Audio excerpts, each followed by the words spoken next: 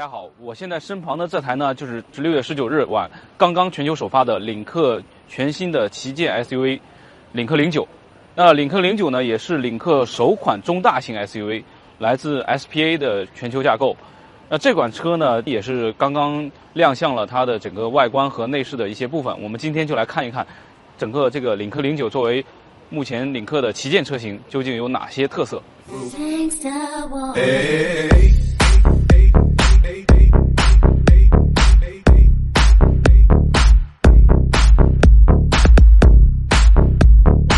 首先呢，我们来看一下领克09的前脸。整个这个前脸风格呢，既有领克家族的这种设计的语言，同时呢又兼具了领克09这款车的一些独特的特点。那首先它也依旧采用了领克家族的都市对立美学的一个设计的风格，将这款车的整个前脸风格呢命名为都市海岸前脸。除了领克标志性的分体式的这种前大灯，然后整个前格栅呢经过了一个重新的这种设计，非常宽大的一个样式。同时呢，从侧面看的话，它是这个前格栅呢是有一定弧度的，类似于像这个波浪一样的这种起伏。两侧呢是矩阵式的 LED 的前大灯，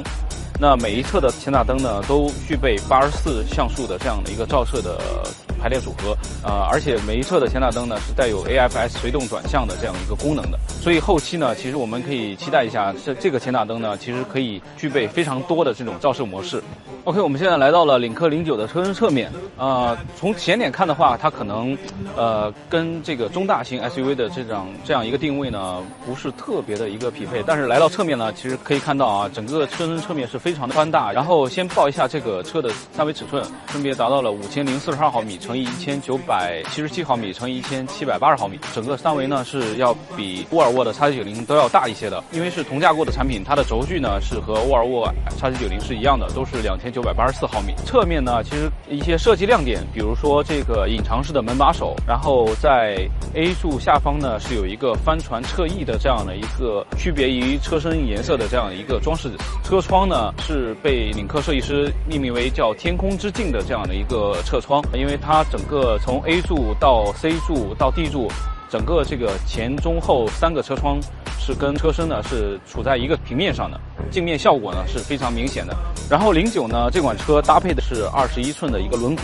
轮胎呢是来自米其林的 Pilot Sport， 一个偏运动调教的一个轮胎，然后尺寸呢是275/402241的这个一个规格。OK， 我们现在到车尾来看一下。那来到车尾呢，其实有几个亮点可以跟大家一说。首先呢是领克09，它采用了一个比较具有领克家族式风格的这样的一个贯穿式的欧翼晶体尾灯。虽然它是一款中大型的 SUV， 其实可以看到它没有采用一个就是外露式的这种雨刷，而是采用一个内置式的隐藏式的雨刷在上面。其实所以它到时候打开的话，它会从上往下这样有一个工作过程。在下面呢，其实可以看到这款车它采用了一个双边共4出的这样的一个外露式的这个排气布局，也是跟其他的这种中大型的这种 SUV 呢是有一个比较明显的区隔的，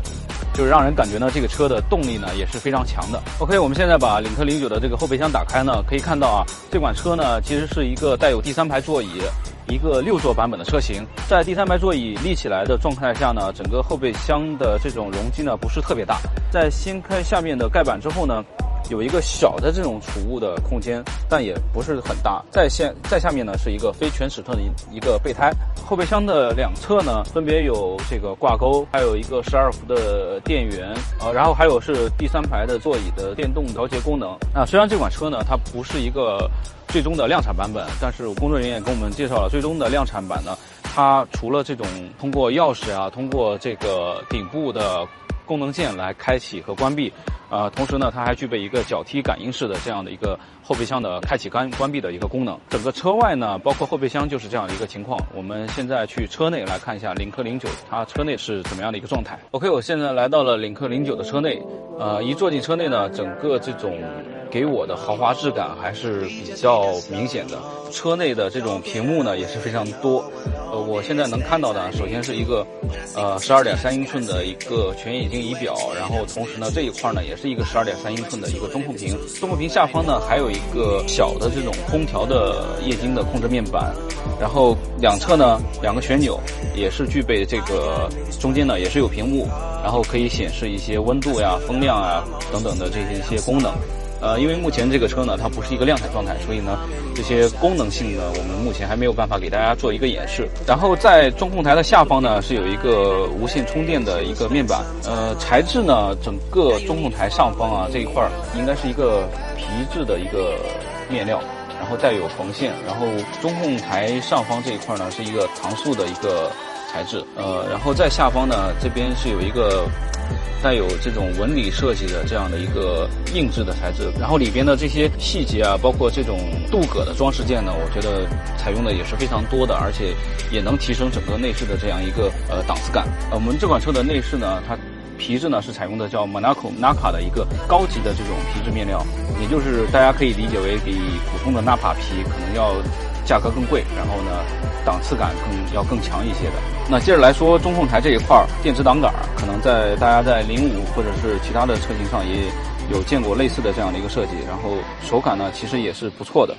然后在后方呢是一个带有镀铬的这个装饰的一个驾驶模式的选择，然后包括启动按键，然后电子的这个手刹功能。其实中控台这一块设置的功能键呢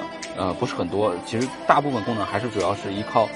中控屏或者是方向盘上的这个多功能按键来实现。方向盘这个多功能按键呢，其实也是带有这种触摸反馈式的。现在因为没有通电的状态下呢，它是没有显示上面的一些功能分区的。其实内饰跟其他的领克车型相比，我感觉最大的一个不同点呢，就是它整个方向盘的造型，跟之前的所有的领克车型都是采用了一个不规则的多边形的这样一个方向盘的这个样式。那这款领克09呢，采用的这样的一个方向盘样式呢，是偏向于传统的这种一个3辐式的方向盘，中间是一个圆形，然后里面是领克的一个 logo。那我也问了那个我们领克的工作人员，为什么这款车的方向盘跟其他的领克车型不一样？他们也是在前期收集了一些用户的一些反馈，因为这个车的定位嘛，它是一款中大型 SUV， 所以呢，它要突出这种豪华大气的这样一种风格，所以呢，他们就没有采用那种不规则多边形的一个样式。前排的这个空间方面呢，中间的这个扶手箱呢，容积的话算是中规中矩吧。里面呢有一个 USB-A 的充电口，一个 USB-C 的接口，然后还有一个12伏的电源接口。那前排的这个杯架呢，我们放了2瓶容积比较小的这个矿泉水，放在里边呢，其实它的限位性是比较一般的，可能你放一点容积大的矿泉水呢，会更合适一些。然后把水拿出来之后呢，把这个盖板盖上，整体的这种阻尼感啊，其实做的还是不错的。那手套箱这一块呢，里边呢也是一个植绒的一个材质，然后阻尼感也是做的比较不错。还有2个功能点再跟大家补充一下。首先呢，这个车它还标配了一个12.8英寸的 WHUD 的抬头显示。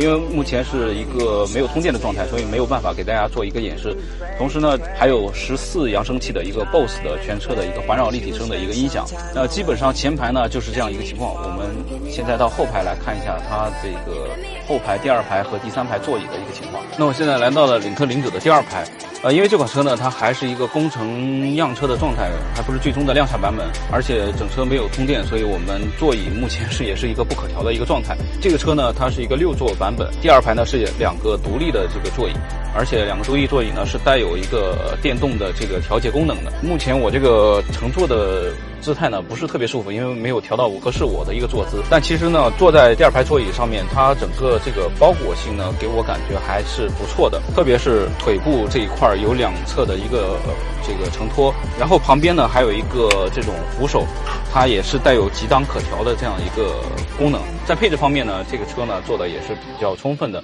像第2排的一个手动的一个遮阳帘，然后在前面呢是独立的空调出风口，然后下方呢也是一个液晶的控制面板，在下方呢还有2个 USB-A 的接口，一个小的置物槽，而且里面也是植绒的，可见这个领克确实对于这款车呢也是挺下血本的。那我现在试一下，看到第3排是怎样的一个情况。第2排中间呢是有一个过道的，所以呢就是也可以相对来说比较方便的从第2排进入到第3排。坐下之后呢，因为这个第3排的座椅是不可调的，所以呢也可以跟大家说一下我的一个乘坐感受。其实总体来说还算不错吧。但是呢，它这个第3排的坐垫呢是比较低的，所以呢，对于腿部的承托性是比较一般。头部的话，差不多有1拳的空间余量吧。其实坐在第3排呢，它更多的还是一个怎么说呢，就是应急性的一个作用。虽然说空间性表现一般吧，但是其实第3排它给到你的一些这种配置其实也是不差的。像这种 Monaco 的 Nappa 的真皮的面料，然后包括两边呢还有一个杯架。当然如果它的这个全景天窗能够再延伸一些，比方说到我头顶前方这个位置的话，我觉得第3排的这种乘坐的空间感会更好一些。那后期呢，领克09也会推出7座版的车型，到时候我们也会给大家做一个这种更详细的7座版的一个空间体现。OK， 那以上呢就是关于这款全新的领克09的一个外观内饰的介绍。那这款车呢，最后再来说一下它的一个简单的动力情况啊。这款车搭配的将会是一个 2.0T 的一个高功版本的一个发动机，未来呢也会推出一个48伏轻混和 PHEV 的2个车型。这个车呢，它未来的主要的一个竞争对手呢，可能是像大众途昂，包括丰田的汉兰达、别克的昂科旗这样的一个中大型 SUV 的这个车型。